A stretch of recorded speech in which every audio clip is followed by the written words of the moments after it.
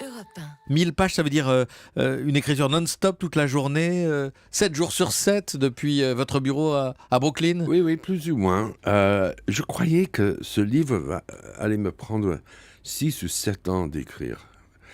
Et non, c'était 3 ans et demi. Et c'était trop vite.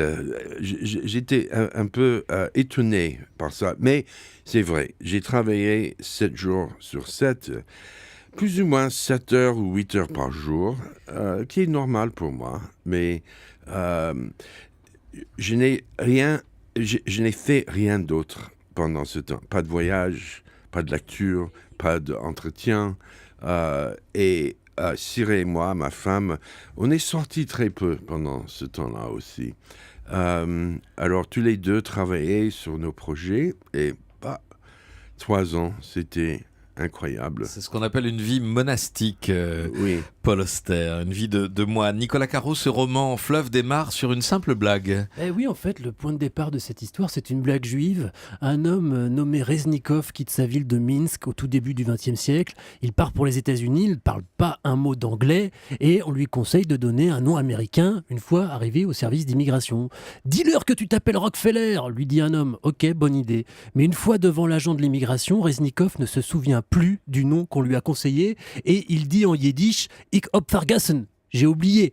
L'agent note donc dans son registre « Ichabod Ferguson » et ce sera son nom. Et le nom donc de son petit-fils Archibald Ferguson, c'est lui que nous suivons 4 fois, 4 vies différentes pour le même homme. Donc les chapitres s'intitulent chapitre 1.1, chapitre 1.2, chapitre 1.3, 1.4, 2.1, etc. C'est Oui, un roman c'est ça, le système. kaléidoscopique, fou, fleuve. C'est une fresque aussi de l'Amérique des années 50-60.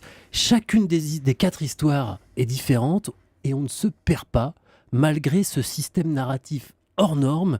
Mais est-ce que vous, Paul Auster, vous avez eu techniquement des difficultés à écrire ce roman pour vous y retrouver? Non, c'était c'était simple. Je n'étais jamais confus.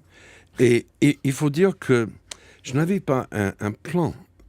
C'était tout à fait improvisé, le livre, dès le premier mot jusqu'à la fin.